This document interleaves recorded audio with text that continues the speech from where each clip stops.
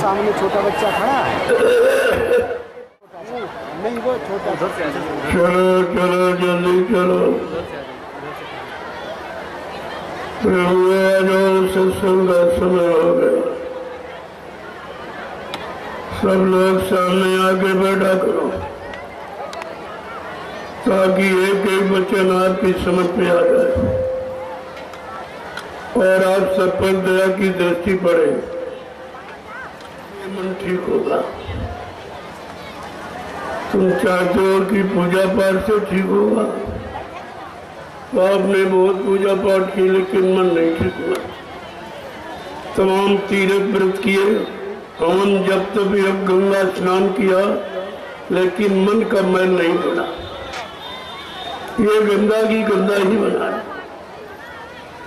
आप इसको गंदगी से निकाल नहीं पाए। यही सोचना चाहिए, ये साधन मन की मलिनता को ठीक करने वाले नहीं है। मन तो संतों के वचनों से ठीक होगा, उनके वचनों में दया है, वो दया से आपका मन सुधरेगा। तुम चाहो हम कोई युक्ति करें, मन सुधर जाए तो नहीं सुधर सकता। तुम्हारा कोई बल मन पे नहीं चल सकता, न धन बल, न जन बल, न बुद्धि बल, न शरीर बल। कोई बल मन को हरा नहीं सकता। संत महापुरुषों ने इसीलिए कहा है, बड़ा बैरी है मन घट में, किसी को जीतना कठिना। कहा तुम्हारा सबसे बड़ा शत्रु बैरी दुश्मन मन है। यही तुम्हें गलत पाप कर्मों की सलाह देता है और फिर 4 खान 84 लाख नरकों की योनियों में जन्म देकर उस सजा देता है। ये सजा पाने की योनियां हैं और इनसे निकलना जीव के बस की बात नहीं।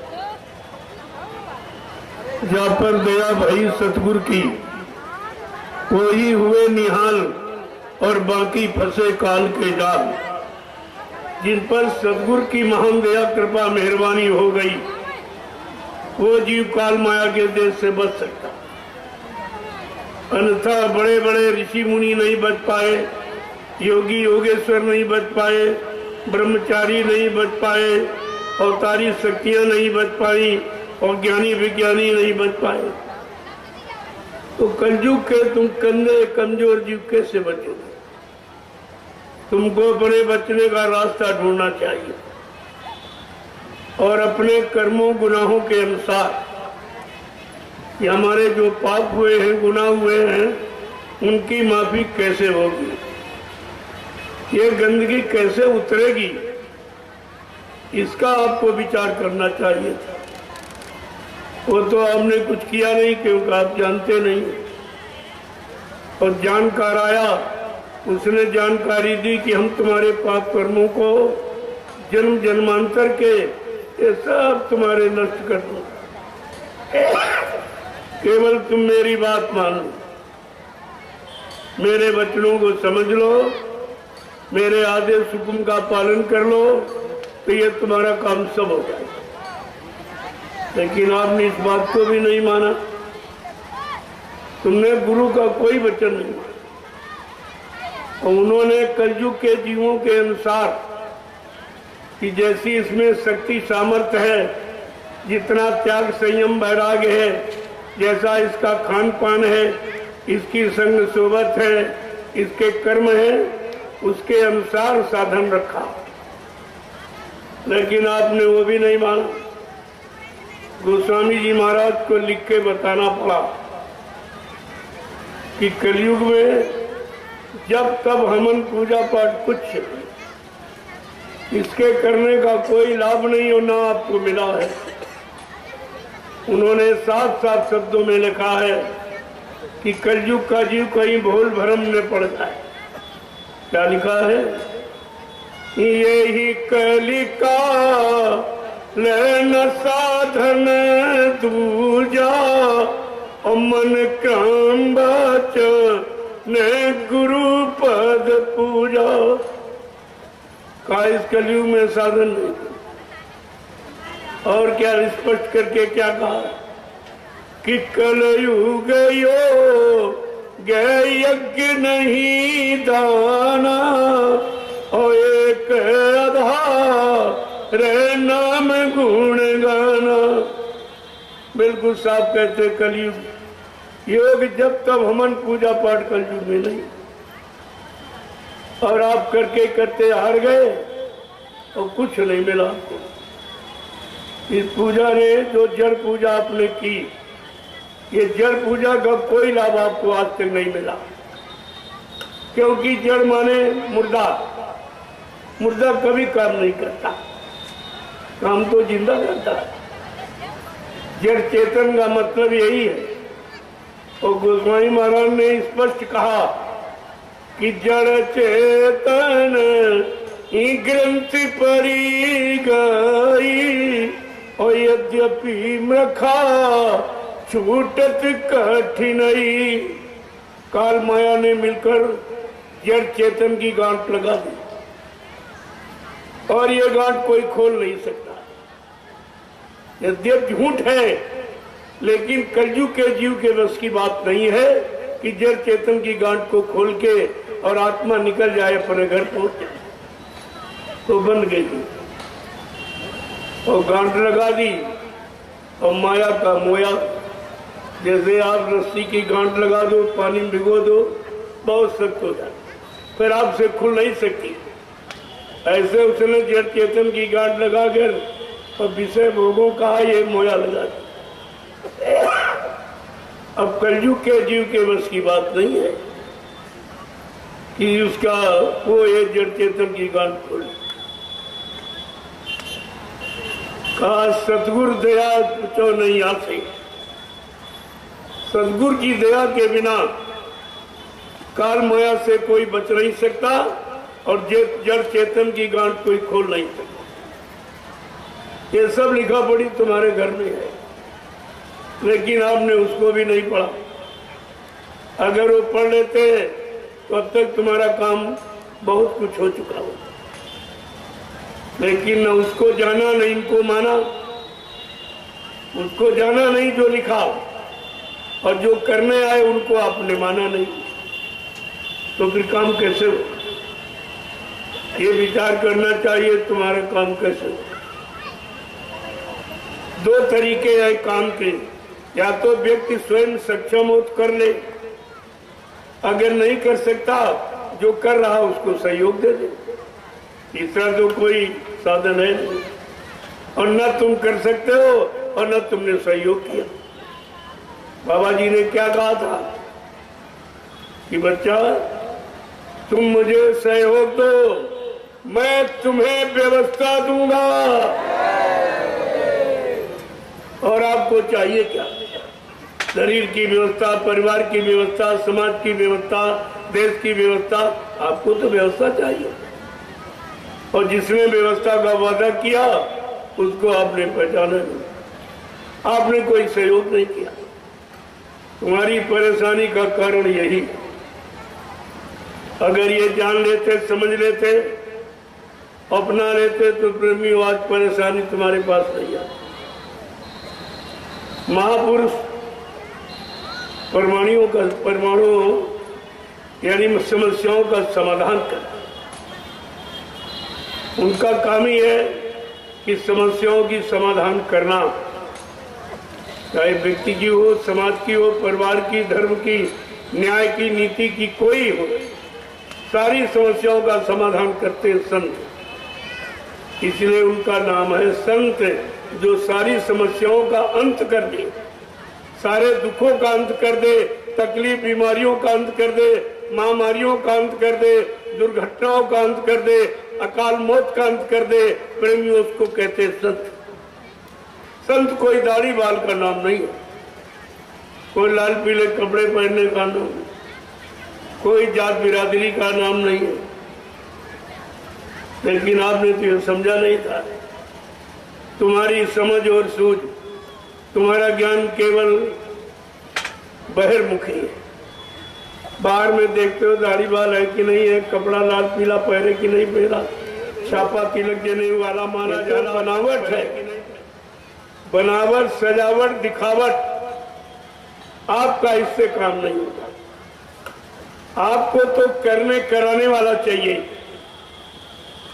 जो तुम्हें युक्ति देकर और युक्ति सिखा दे और करा के तुम्हारी जीवात्मा को जगा दे और परमात्मा से मिला दे। तुमको तो वो चाहिए, बगैर करनी के कोई शक्ति होती ही नहीं, कोई अनुभव ज्ञान आपको होता ही नहीं। इसीलिए कहा है कि अनुभव ज्ञान की जननी है, लेकिन अनुभव बगैर करनी के होता नहीं, और करनी बगैर जानकार के जानी नहीं जा सकती। ये सब चीजें सत्य हैं और आपको बाबा जी ने सब चीजें सिखाई। 10 जुलाई 1952 से और 2012 ये 60 साल आपको सिखाया। मथुरा में जगह जगह कार्यक्रम करके बड़े बड़े सब तरह का अनुभव आपको कराया। सारे मोड़, चाहे राजनीतिक मोड़ हो, चाहे धार्मिक मोड़ हो, चाहे पारिवारिक सामाजिक, कोई मोड़ हो, हर मोड़ पर आपको शिक्षा दी। लेकिन तुमने उनकी एक भी बात नहीं मानी। अगर वचनों को मान लेते तो आज तुम्हारी ये हालत नहीं होती, ये गुरु परिवार में शंका के बादल नहीं छाए होते। आज गुरु परिवार दुखी क्यों है? जब परिवार में कोई शंका पैदा कर दी, परिवार में फूट डाल दी जाए, और डालते कौन है? स्वार्थी लोग, लालची, जिनको आपने समझा नहीं, अपना मान लिया। हमें आपको चाहिए कि अपने गुरु परिवार को संगठित करें। जब परिवार फूट जाता है तो उसका विकास खत्म हो जाता है। विकास संगठन में होता है, और आपके यहाँ ये स्वार्थी लोभी लालचियों ने विघटन कर दिया। बाबा जी ने आपको संगठन सिखाया। जय गुरुदेव धर्म प्रचारक संस्था, मथुरा भारत संगठन, दूरदर्शी संगठन, भूम ज्योतक खेतिहर काश्तकार संगठन, ये 3 संगठनों का ज्ञान कराया कि अपना संगठन बनाए रहना, परिवार में विघटन मत होने जाना। तुमसे कोई लड़ नहीं सकता, तुमसे कोई जीत नहीं सकता, तुम्हारा कोई अधिकार छीन नहीं सकता। ये सब आपको सिखाया गया, लेकिन आपने तो कोई बात मानी नहीं। उन्हीं की बात मानी, उन्हीं की मान रहे हो जो तुम्हें गुरु से अलग कर रहे हैं, गुरु की दया से अलग कर रहे हैं। गुरु से मिलने वाला परमार्थी लाभ, उससे आपको अलग कर रहे हैं। तो तुम ये नहीं समझ पाए हो कि जो परिवार और मतलब गुरु से अलग करेगा तो वो हमारा है कि हमारा दुश्मन है। अगर इतनी बात आप जान लेते तो उन स्वार्थी लोभी लालचियों की बात आप कभी नहीं मानते, कभी। और आज ये विघटन होता है। बाबा जी ने क्या कहा था? अपने परिवार को संगठित रखना। मैंने इतना बड़ा जनमत तैयार कर दिया जो हिंदुस्तान में किसी के पास नहीं, न किसी राजनीतिक नेता पार्टी के पास और न किसी धार्मिक मिशन के पास। हमारा संगठन 45 करोड़ था। ये 45 करोड़ जीवों को बाबा जी ने नाम दान देकर सतपथ के रास्ते पर लाके खड़ा किया और कहा, अपने रास्ते पर खड़े रहना। मेरे बारे में कोई कितना कैसा प्रचार करे, बच्चा कभी मानना नहीं। पिछले राजनेताओं ने हमें भली भांत आजमा लिया है, सब तरह के, जेल में बंद करके तरह तरह के उपाय, जमीन ले लो, छीन लो इनकी, मथुराश्रम छीन लो, ये कर लो, वो कर लो, सब करके हार गए, लेकिन मेरा कुछ नहीं कर। और मैंने चैलेंज के साथ कहा, जो हमसे टकराएगा वो चूर चूर हो जाएगा। ये ऐलान कर दिया जेल में। जब बाबा जी सत्य का प्रचार कर रहे थे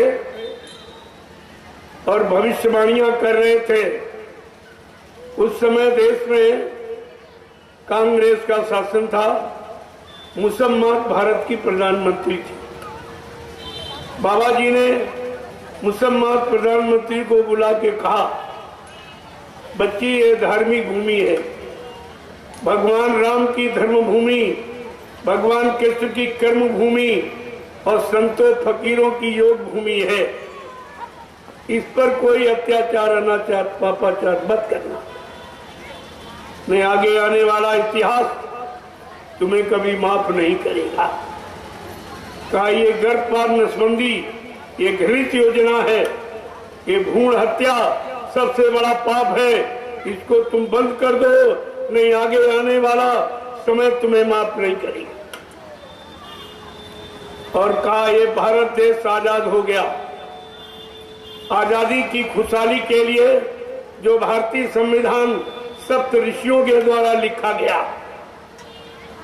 भारतीय संविधान जो सप्त ऋषियों के द्वारा लिखा गया, उसमें पहला सिद्धांत है, जब मेरा देश आजाद हो जाएगा, मेरे देश में चुंगी, बैरियर, टैक्स, परमिट, लाइसेंस जैसी घृणित व्यवस्था को स्थान नहीं दिया जाएगा। और तुम तो बच्ची धुआंधार कर रही हो, इसको खत्म कर दो। मैं आगे आने वाला भारतीय इतिहास तुम्हें कभी माफ नहीं करेगा। सत्य, सही, नेक भली बात बताने पर वो मुसम्मात प्रधानमंत्री नाराज हो गए। उसने बाबा जी पर अचानक आपातकालीन इमरजेंसी लगा। आज तक कोई गुनाह नहीं सिद्ध किया।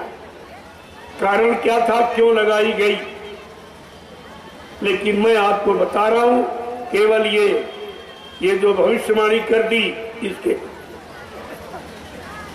और नहीं तो तुम्हारा राज फिर कभी शासन में नहीं आएगा।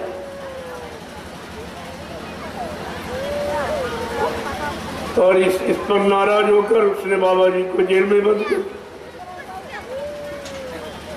और जेल में दबाव डाला कि आप अपने शिष्यों भक्तों से हमारा प्रचार करा दीजिए, मैं आपको एक हेलीकॉप्टर दूंगी, बहुत सारा रुपया, तरह तरह का लालच।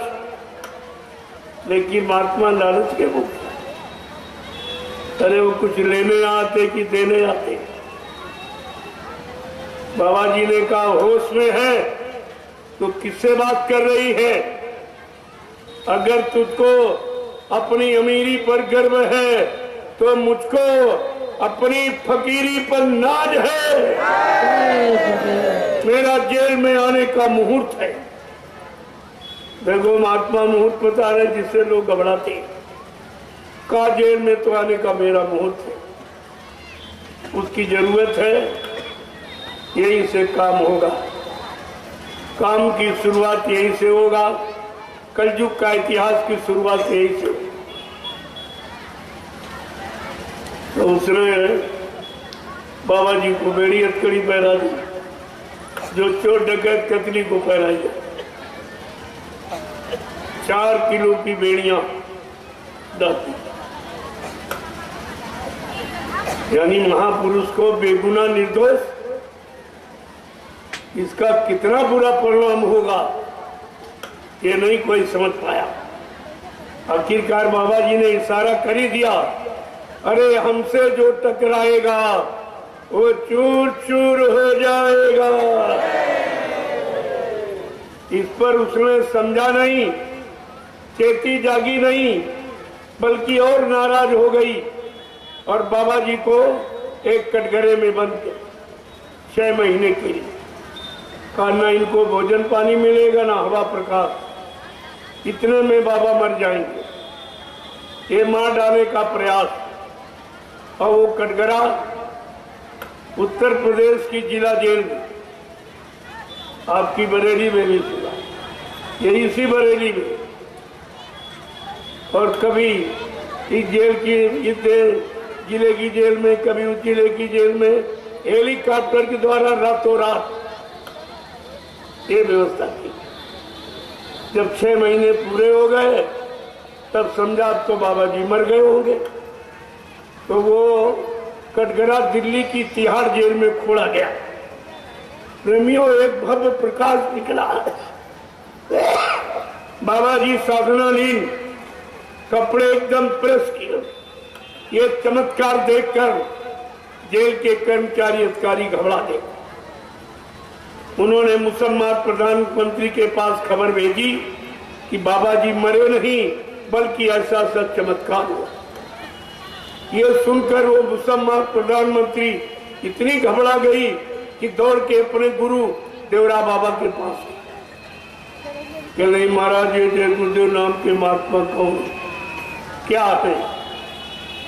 देवरा बाबा ने कहा, बच्ची उनको छेड़ना मत, वो युग पुरुष है, युग सृष्टा है, युग दृष्टा। अगर वो पलक बंद कर ले तो प्रलय हो जाए। लेकिन इन मूर्खों को अकल नहीं आई कि हमारा गुरु इतना महान है कि दुनियादार के लोग जान गए। ये अपने को सत्संगी कर, ये सत्संगी कह रहे अपने आप को, जो गुरु को बदनाम कर रहे हैं कि झूठ बोल के चले गए। प्रेमियों, ओ मुसलमान, और देवरा बाबा ने कहा, बच्ची जा जा जा, माफी मांग ले उनसे, वो दयालु है, वो दया करने आए हैं, वो दयालु। तो देवरा बाबा की बात मानकर वो मुसलमान मथुरा आश्रम पहुंची 1979 में और माफी मांगी, चरणों पर गिर गई। कहली, महाराज हमको क्षमा कर दीजिए, मैं आपको पहचान नहीं पाई, मैं समझ नहीं पाई। आप दयालु हैं, आप दया करते हैं, हमारे पर भी दया कर दो, मेरे जघन अपराध को माफ कर दो। देखो, वो समझ गई और वो देवरा बाबा समझ गए, लेकिन ये मूर्ख नहीं समझे। इन मूर्खों को अकल आई नहीं। अब समझ लो, है इनकी भलाई नहीं, अब इनकी भलाई नहीं, कुछ होने वाली नहीं। संसारी समझ गए, दुनियादार समझ गए, गुनहगार समझ गए, लेकिन ये नहीं समझ, और न ये समझ पाएंगे। इससे बड़ा समझाने का अभियान कौन चलाएगा? मैंने 10 वर्ष लगातार, 11 वर्ष चालू हो गया, मैं निरंतर लगातार गुरु के बच्चों की याद करा रहा हूं कि अब भी सुन लो, अब भी याद कर लो, समझ लो, चेत जाओ, जाग जाओ। नहीं, ये अवसर अगर चूक गए तो फिर 84 जाओ, फिर आपको कोई माफ नहीं करे। लेकिन इनकी समझ में आया नहीं, क्योंकि इनके पापों का घड़ा भर गया, स्वार्थ लोभ लालच का घड़ा इनका भर गया। अब ये फूटेगा। जब घड़ा फूटता है तो स्वामी महाराज ने क्या कहा?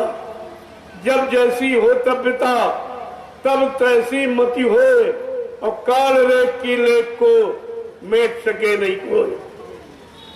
अब इनकी होनी होनहार बलवान, इसे कोई मत मानो झूठी। गई मंथरा पास के कई, पिला दई बूटी, राम लखन बनवास सिधारे, दे राजा दशरथ की छुट्टी, इसे कोई मत मानो झूठी। पर नारी के हेतु रामणा, नियत करी खोटी। प्रेमियों, परिणाम क्या हुआ? लंकगर सोने की टूटी, पर नारी पहनी छुरी।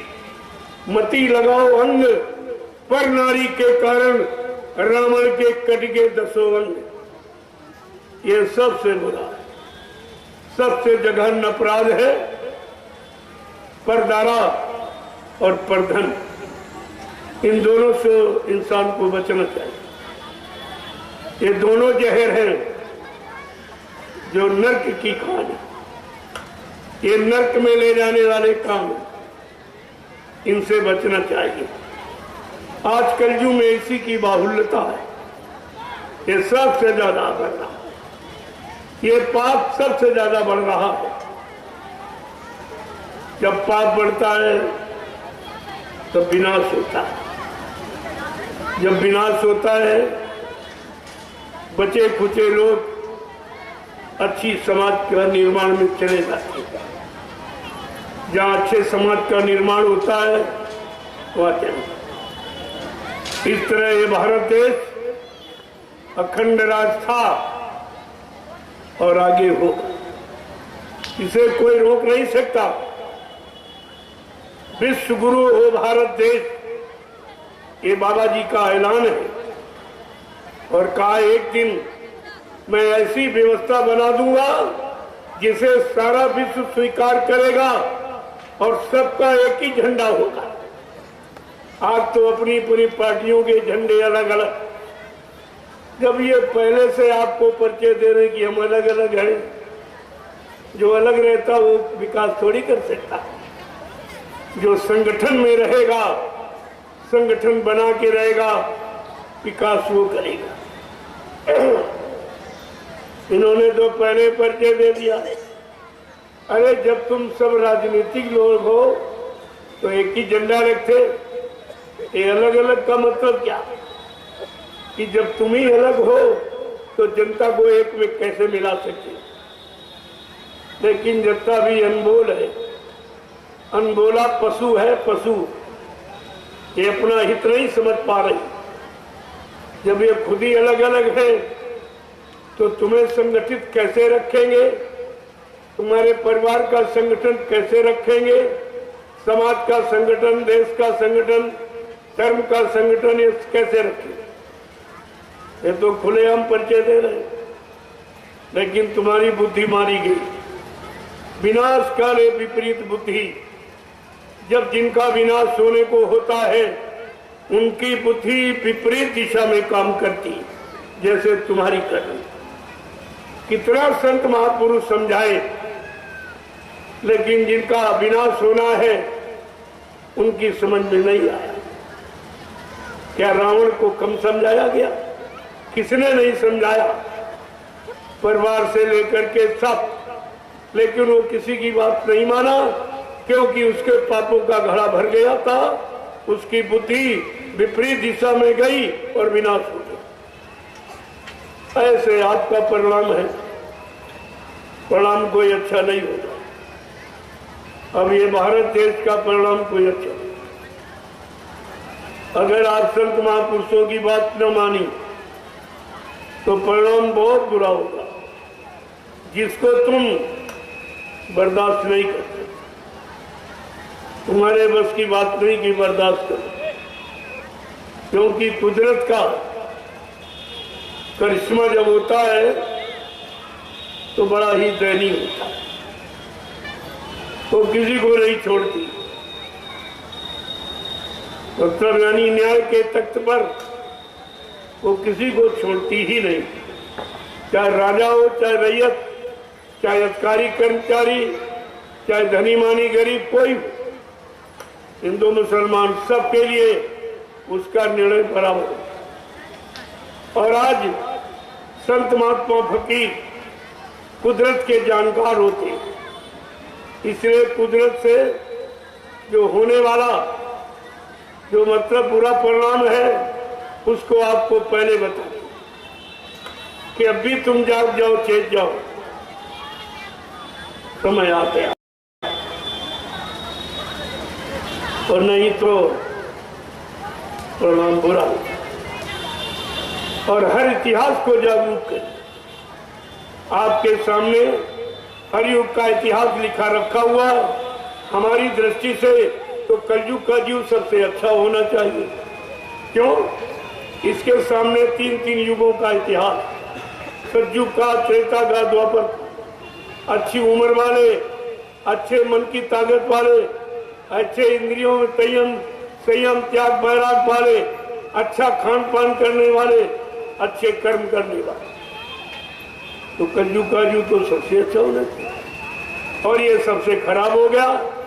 इसका मूल कारण है किसी ने किसी युग की शिक्षा नहीं, किसी युग के इतिहास को समझा ही नहीं।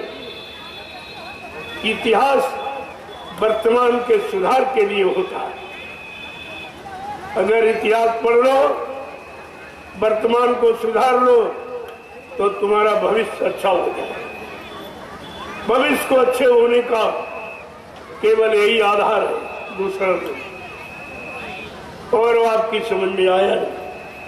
जब तुम्हारा राजा नहीं समझ रहा तो प्रजा कैसे समझ? यथा राजा तथा प्रजा, धर्मी राजा धर्मी।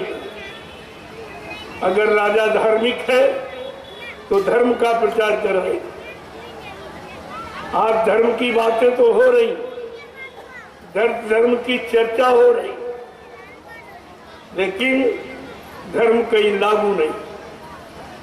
ये धर्म का अर्थ ही नहीं जानते।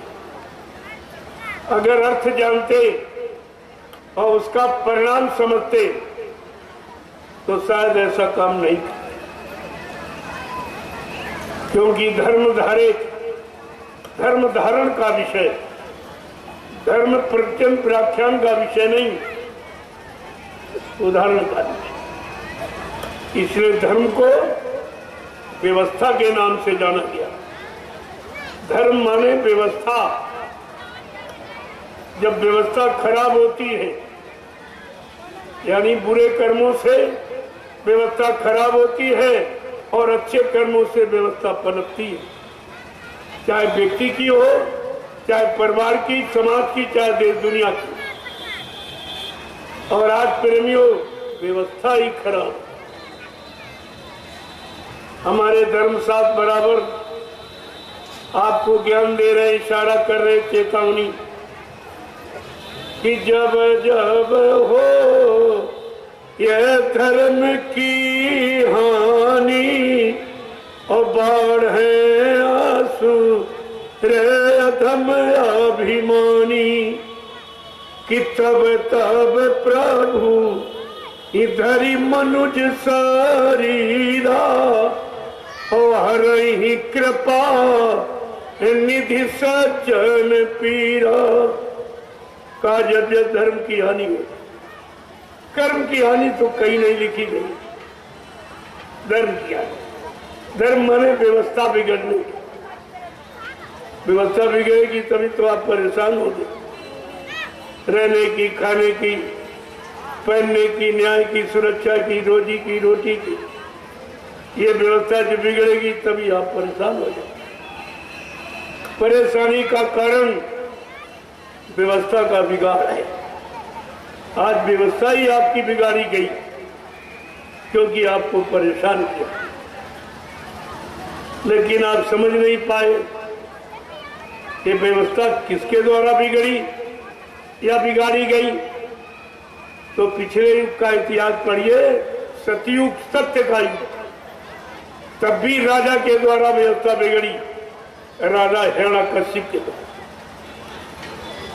त्रेता की व्यवस्था राजा रावण के द्वारा। द्वापर की व्यवस्था बिगड़ी राजा कंस के द्वारा। इतिहास बता रहा है व्यवस्था हमेशा राजा के द्वारा बिगड़ी। जब राजा के द्वारा बिगड़ी तो ऐसे राजा का विनाश हुआ। ये इतिहास साफ बता, मैं नहीं कह रहा, आपका इतिहास कह रहा है। मैं तो इसको बता रहा हूं जानकारी। तो सारे युगों का इतिहास बता रहा कि व्यवस्था राजा के द्वारा बिगड़ती, इस राजा का परिणाम यानी विनाश होता है। आज कलयुग की व्यवस्था राजा के द्वारा बिगड़ी तो इसका भी विनाश होगा। कानून बदलता नहीं, कुदरत का।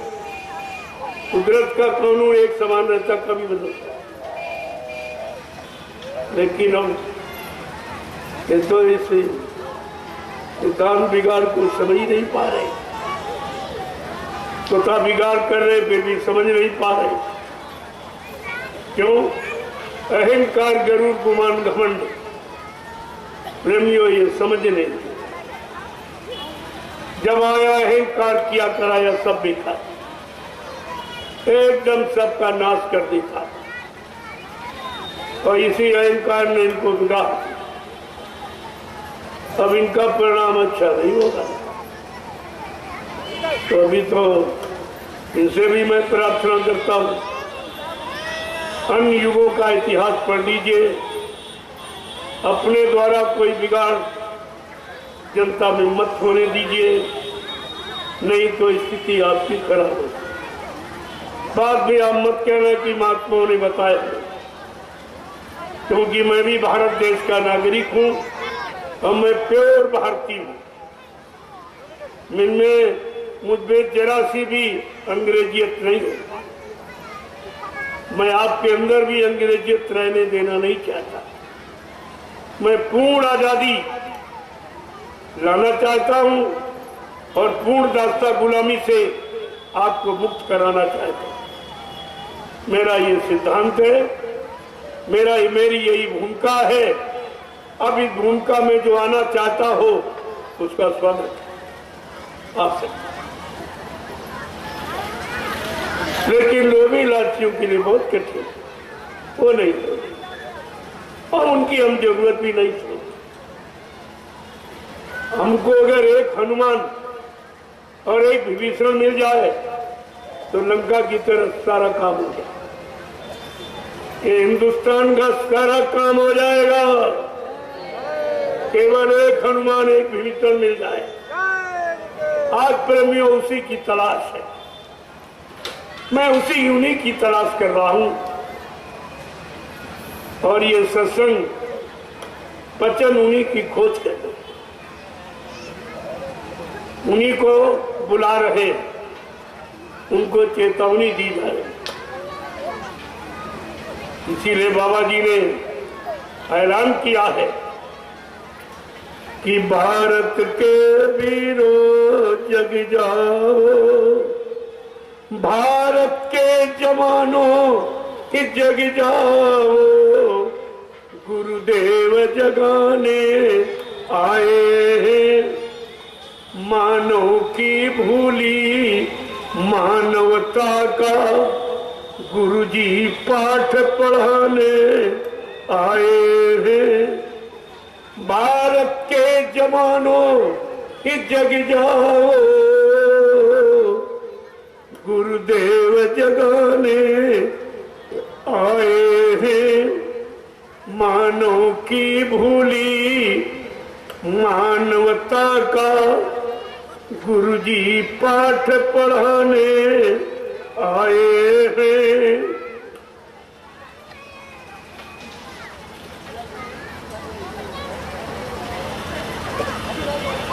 तुम राम कृष्ण ईसा और मोहम्मद की वाणी तुम भूल गए। चंद्रशेखर आजाद भगत सिंह की कुर्बानी भूल गए। कि गांधी जी का ये सत्य अहिंसा हम तुम्हें बताने आए हैं।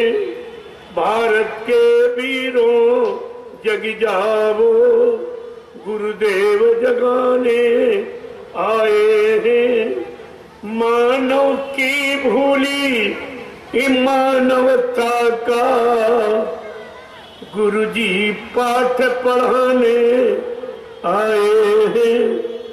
सब धर्म कर्म को भूल गए, सब धर्म कर्म को भूल गए। धन लोलुपता में डूब गए। स्वार्थ की बाढ़ बढ़ी सब में और परमार्थ को भूल गए।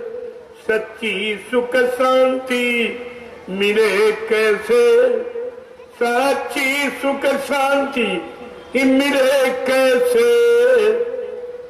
गुरु पाठ पढ़ाने आए हैं, गुरु राह बताने आए हैं। भारत के जवानों जग जाओ, गुरुदेव जगाने आए हैं। मानव की भूली मानवता का गुरुजी पाठ पढ़ाने आए हैं। कलयुग में सतयुग लाने का, कलयुग में सतयुग हिलाने का संकल्प लिया है गुरुवर ने। कलयुग में सतयुग लाने का संकल्प लिया है गुरुवर ने। सब शाकाहारी ही बन जाओ, सब शाकाहारी ही बन जाओ, ये मंत्र सिखाने आए हैं। भारत के वीरों जग जाओ, गुरुदेव जगाने आए हैं। मानव की भूली मानवता का गुरुजी पाठ पढ़ाने आए हैं।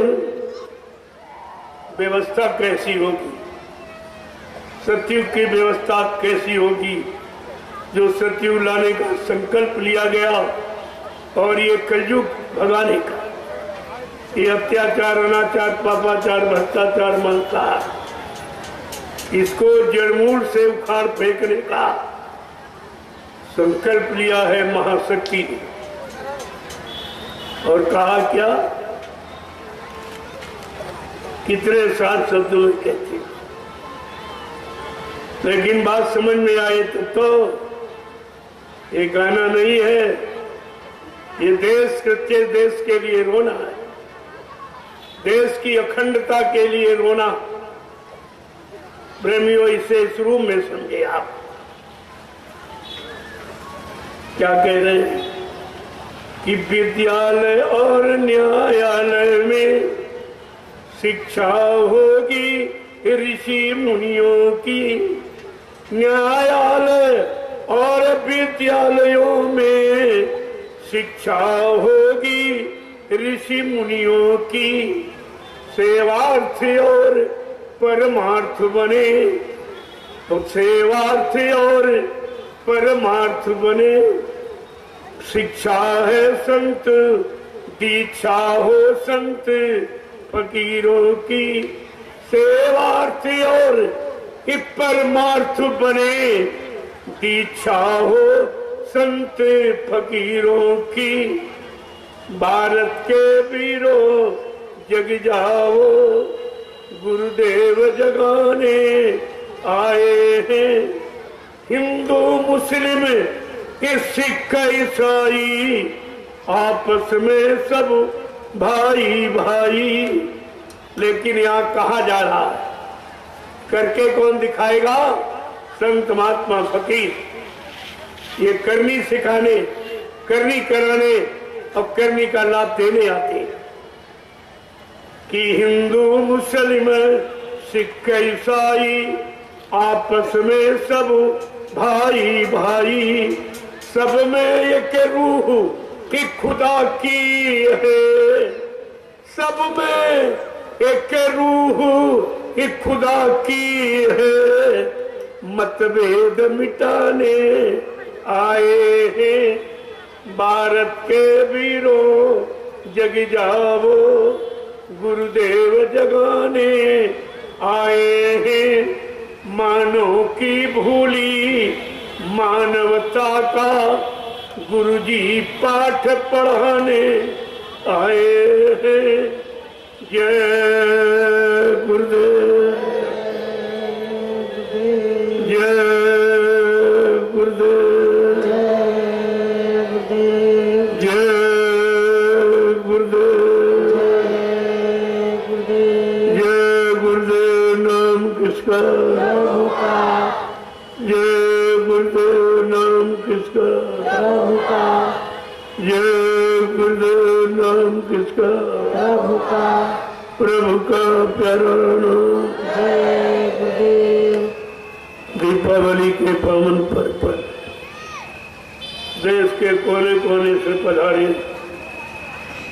समस्त धर्म प्रेमियों, सत्संगी प्रेमी जनों और ग्रामवासियों, ये आपके जीवन का सबसे सौभाग्य का दिन है। आज चारों तरफ मारकाट, हिंसा, चोरी, कत्लेआम, व्यभिचार, कुत्यार की आवाजें आ रही। उसी देश के अंदर ये सत्य कर्म की चर्चा, सत्य धर्म की चर्चा, मानवता इंसानियत की चर्चा, सेवा दया सदाचार, परमात्मा के यादगार की चर्चा, माँ बहन बेटियों की इज्जत आबरू बचाने की चर्चा, एक नया विषय आपके लिए जो ये कहीं नहीं होता। करने की बात कोई नहीं कह रहा, सुनाने की बात तो सब सुना रहे, लेकिन करने को कोई तैयार नहीं। और मैं आपके सामने करने की बात करता, और करना नहीं करके दिखाने की बात करता। आपको तो केवल शामिल किया जा रहा है अन्य युगों की भांति कि भक्तों का इतिहास बन जाए। सतयुग का बन गया, देखिए प्रहलाद भक्त का, ध्रुव भक्त का, त्रेता का बन गया विभीषण भक्त, हनुमान भक्त का, और द्वापर में बन गया गोपकर्ण। ये भक्तों का इतिहास है। तो बाबा जी चाहते हैं कि कलयुग में हमारे प्रेमियों का, हमारे भक्तों का इतिहास हो जाए। लेकिन गुरु के भक्त तो कहते गुरु मर गया। जो इतिहास बनाने आया तुम्हारा, उसको तुम कहते हो मर गया। तो ये बताओ तुम्हारा इतिहास कलयुग में बनाएगा कौन? ये किसकी बस की बात की इतिहास बनाते? जहां गए वहां पूछो, क्या तुम हमारा इतिहास बना सकते हो? क्या हमारे पाप कर्मों में माफी दिला सकते हो? क्या हमारी जीवात्मा को जगा सकते हो? ये काम तुम्हारे बस का है? क्या सारे विश्व में सबको न्याय, सुरक्षा, रोजी रोटी दिला सकते हो? सबकी जीवात्माओं को जगा सकते हो? परमात्मा से मिला सकते हो? क्या ये काम तुम्हारे बस का है? क्योंकि बाबा जी ने ये सब कहा था, मैं ये काम करूंगा और ये सब काम करके जाऊंगा। मैं ऐसे जाने वाला नहीं हूं। और कहा न मुझे कोई मार सकता, न मुझे कोई धोखा दे सकता, न मुझे कोई धन दौलत सामान से खरीद सकता। मैं अपना काम करने आया हूं, काम करके ही जाऊंगा। अगर जरूरत पड़ी अपने काम को पूरा करने के लिए तो इसी शरीर में 400 वर्ष तक रहूंगा और काम करके ही जाऊंगा। प्रेमियों, फिर आप गुरु वचन भूल कैसे गए? उनसे पूछो कि बाबा जी ने कहा था कि नहीं कहा था? क्या 400 वर्ष का समय निकल गया जो तुम कहते हो बाबा जी मर गए? अरे अभी तो प्रचार हुआ है कि बाबा जी की उम्र, शरीर की उम्र 116 वर्ष और 10 वर्ष ये इस समय 126 वर्ष। वादा है 400 वर्ष तक रहने का जिसने वादा किया कि मैं अपना काम पूरा करके जाऊंगा, मुझे मेरे काम से कोई नहीं रोक सकता। और ये भी कहा वो गांधी महात्मा चूक गए, वो गोली के शिकार हो गए, लेकिन बच्चा मैं चूकने वाला नहीं हूं। मैं अपना काम करके जाऊंगा। मुझे अपने काम के लिए कोई लीला, कोई खेल, कोई चमत्कार, कोई करिश्मा क्यों न करना पड़े, लेकिन मैं काम करके ही जाऊंगा। फिर आप ये भूल कैसे गए? मैं तो वही भूले बिछड़े वादों की याद दिला रहा हूं। मैं और कुछ नहीं कहता, और कुछ कहने की आवश्यकता नहीं। जब वही नहीं याद रख पाए हो तो और जो कुछ कहेगा क्या याद रख लो?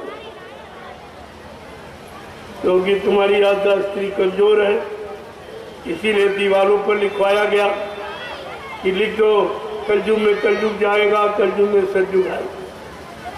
जय गुरुदेव नाम प्रभु का। ये सब क्यों लाके लिखाया गया?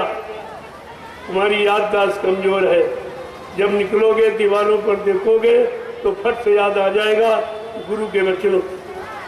गुरु महाराज ने ये कहा, ये कहा, ये कहा। अभी कुछ किसी की शुरुआत, जो जो कहा उसकी शुरुआत नहीं हुई। इन स्वार्थी लोभी लाचियों ने गुरु के जाने की शुरुआत कर दी। ये कैसे चेला, जरा इनको देखो, इन चेलों को देखिए। चेला वही जो गुरु पर कुर्बान हो जाता, ये ऐसे चेला जिन्होंने गुरु को कुर्बान कर दिया। इन चेलों को देखिए पहले आप, क्या ये आगे आने वाले भविष्य में अपना चेहरा दिखा पाएंगे भारत को?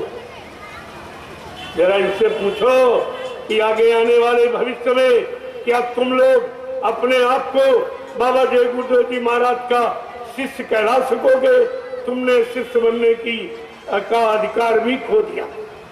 अब इनके पास कुछ नहीं, केवल मेरी निंदा आलोचना बुराई करने के सिवा इनके पास कुछ नहीं, क्योंकि मैंने इनका सारा राज खोल दिया। अभी तो मैंने इशारे में कहा, समय आएगा तो खोल के कहूंगा, मुझे सब मालूम। ऐसा नहीं है, ऐसे नहीं बैठ गया विश्व मंच पर ये सच्चाई को कहने के लिए। कोई मैं देखता रहा, 4 महीने इंतजार किया, शायद कोई निकले। गुरु की गौरव गरिमा किसी ने सुनी है, समझी है, अपनाई कि नहीं अपनाई, कोई चेला बना कि नहीं बना है, गुरु पर कुर्बान हुआ कि नहीं हुआ, गुरु की सच्चाई जानी मानी कि नहीं। 4 महीने बाद मैंने देखा कोई नहीं, तो मुझे स्वयं निकलना, तो मुझे निकलने क्या जरूरत? मैंने स्वतः ये सब काम सारे हिंदुस्तान में खबर फैला दी, अकेले, मेरा साथ देने वाला कोई पुरुष नहीं था, एक नारी, वो आदमी मेरे साथ, किसी ने साथ नहीं किया। सब डर गए, सब भाग गए कि ये मार दिए जाएंगे, इनको गोली मार दी जाएगी, उनका प्रशासन है, इनको जेल में बंद कर दिया जाएगा। अरे कहा, मैं इन कामों से नहीं डरता, जेल तो मेरा भजन घर है, तुम उसकी क्या धमकी देते हो? मैं वो डरने वाला नहीं हूं, मैं सच्चाई से कभी पीछे हटने वाला नहीं। मैंने उस सच्चाई को अकेले सारे हिंदुस्तान में प्रसारित किया और आज भी कर रहा हूं। और यही राष्ट्रीय मंच लगाकर मैंने पूरे हिंदुस्तान के मैं गुरु परिवार के प्रेमियों को गुरु की सारी जानकारी दी। मैंने अपना कोई प्रचार नहीं किया, न मैंने कभी कहा मैं गुरु जी हूं, मैं स्वामी जी हूं, मैं ये हूं, मैंने अपने लिए कुछ कहा ही कुछ। मैं तो एक छोटा इंसान हूं, गुरु के आदेश का पालन करने वाला, और आप सबको उन्हीं आदेशों के पालन के लिए प्रार्थना करता हूं कि आप भी कर लो, आपका भी काम। बस मेरा इतना ही परिचय, मेरा कोई, क्योंकि महात्मा की कोई जाति नहीं। जाति ने पूछो साधु की, पूछ लीजिए ज्ञान, मोल करो तलवार का पड़ी रहे दो बयान। साधु महात्मा की कोई जाति नहीं, और वैसे वो मानव जाति में सर्वोपरि हो, जो मानव को सही दिशा, सही ज्ञान, सच्चे रास्ते का बोध कराते हैं, वो सर्वोपरि हो। उनकी मान्यता सब, और आगे आने वाले समय में सारा विश्व करे। उनकी ऐसी नीति रीति है जिसको सब अपनाएंगे और सब सुखी और शांति का अनुभव करेंगे। ये सब जानकारी आपको, मेरे जैसा स्पष्ट कहने वाला हिंदुस्तान में दूसरा नहीं मिलेगा, क्योंकि सबको भय, सबको स्वार्थ, लोभ, लालच। लेकिन यहाँ ये महात्मा इससे परे होते, उनको स्वार्थ, लोभ, लालच छू के नहीं निकल सकते। उनको दौलत और औरत कभी परास्त नहीं कर सकते। क्योंकि वो सबके हित में है। वो नर नारी यानी मतलब इस तरह उनका कुछ है ही नहीं, कोई भेद।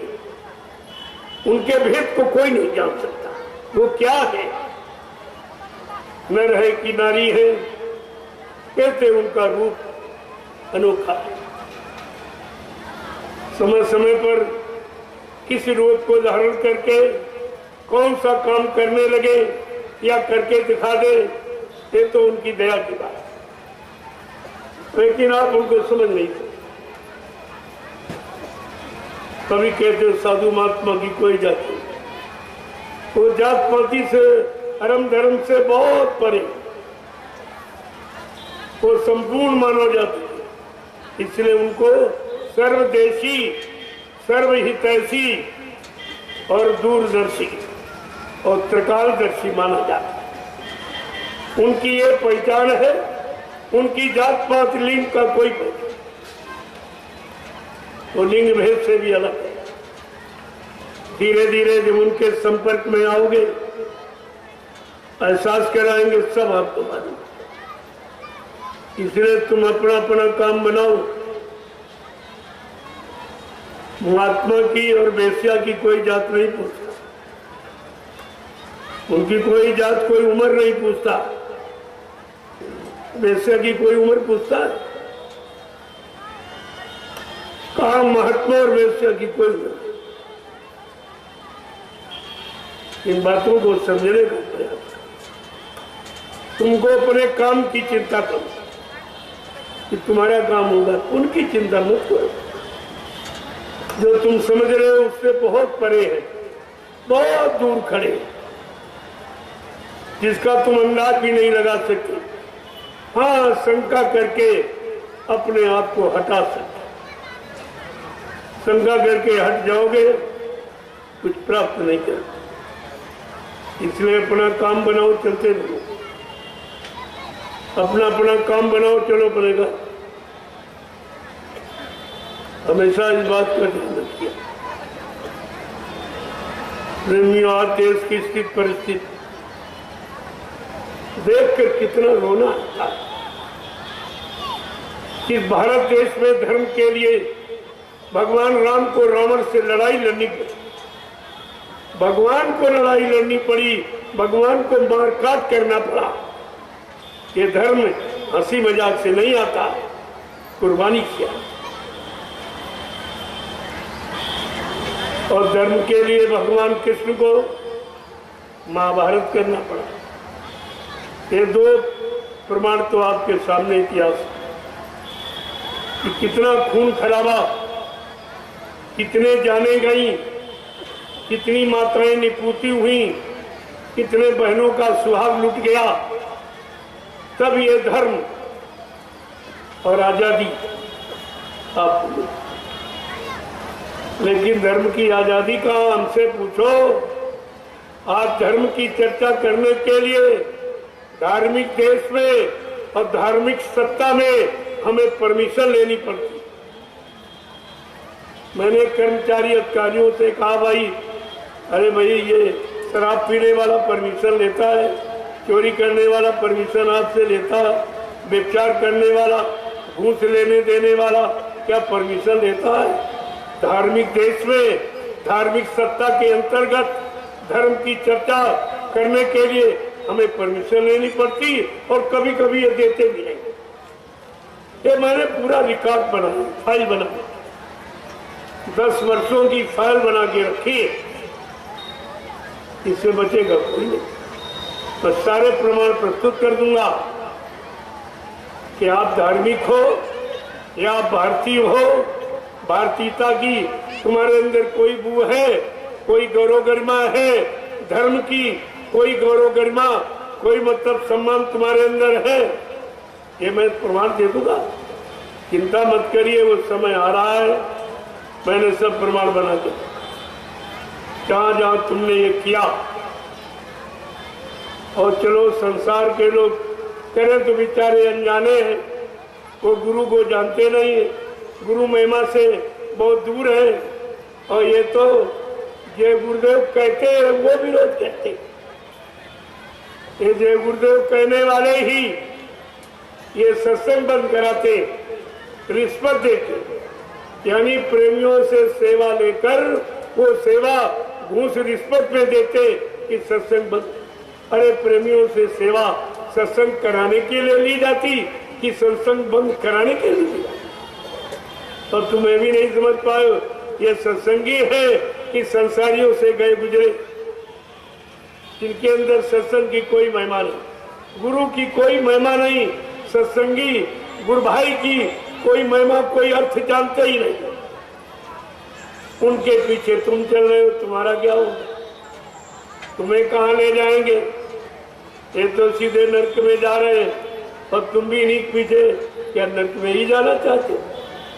फिर नामदान लेने का मतलब, गुरु करने का मतलब, सत्संग करने का मतलब, सेवा करने का मतलब, भजन करने का मतलब क्या निकला?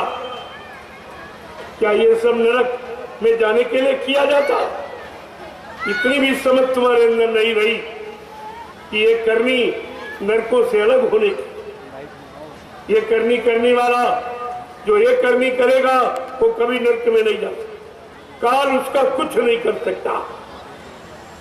लेकिन आपकी तो करनी करा हो, तुम तो गुरु विरोधी हो गए। गुरु का विरोध हिरण्यकश्यप ने किया, रावण कंस ने किया, क्या परिणाम हुआ? तो तुम्हारा भी वही परिणाम हो। ये अच्छी चर्चा, गुरु की चर्चा, सत्संग की चर्चा, मानवता इंसानियत बनने की चर्चा, शाकाहारी बनने की चर्चा का इन्होंने खंडन, इसमें विरोध है, इनका परिणाम।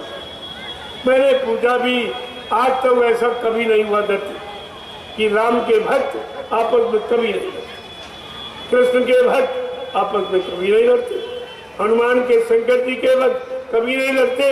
लेकिन आज जय गुरुदेव के भक्त ये क्या कह रहे हैं? जरा इनको देखो, ये क्या कर रहे हैं? इन्होंने सारे गुरुओं का इतिहास ही खत्म कर दिया, सब गुरुओं पर कलंक लगा दिया, सारे संतों पर कलंक लगा दिया, सदगुरुओं पर कलंक लगा दिया और सत्संग की महिमा को गंदा कर दिया। तो इनको कौन माफी दे दे? क्या इनको माफी मिल जाएगी?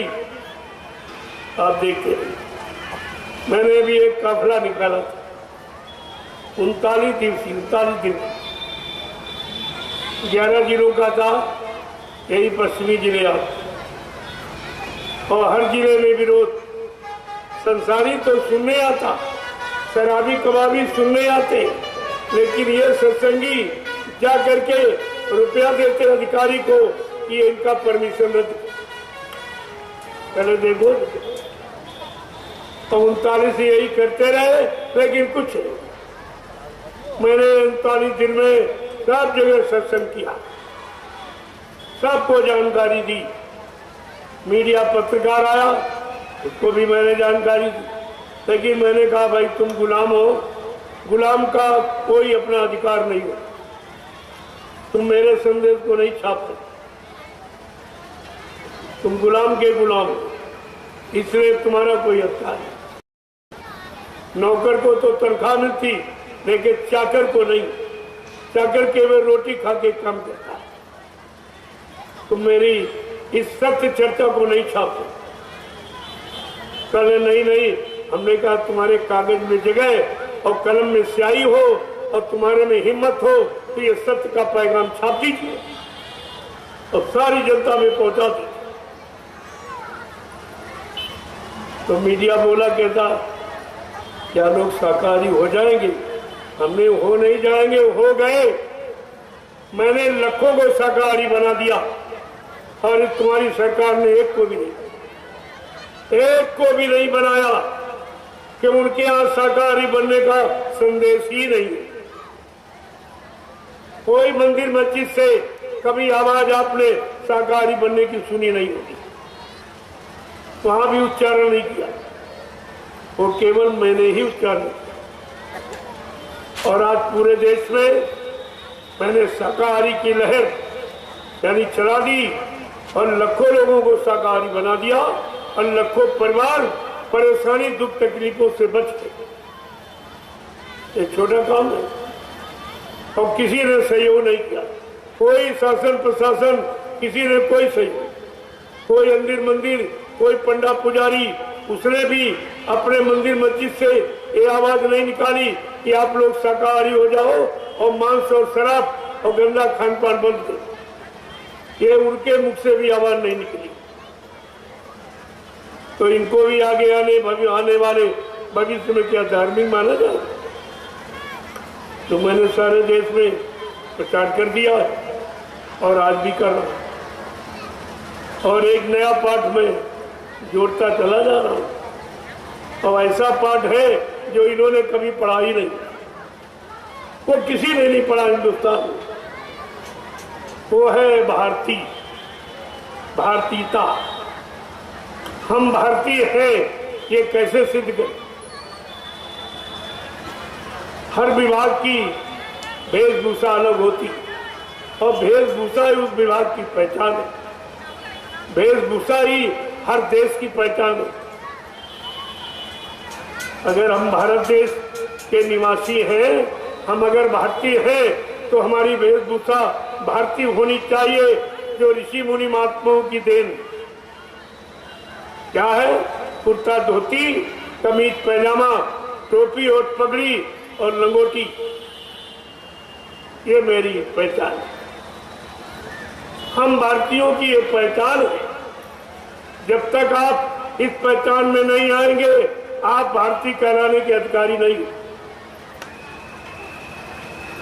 तमाम फिरके, तमाम मतांतर तुमने बना डाले।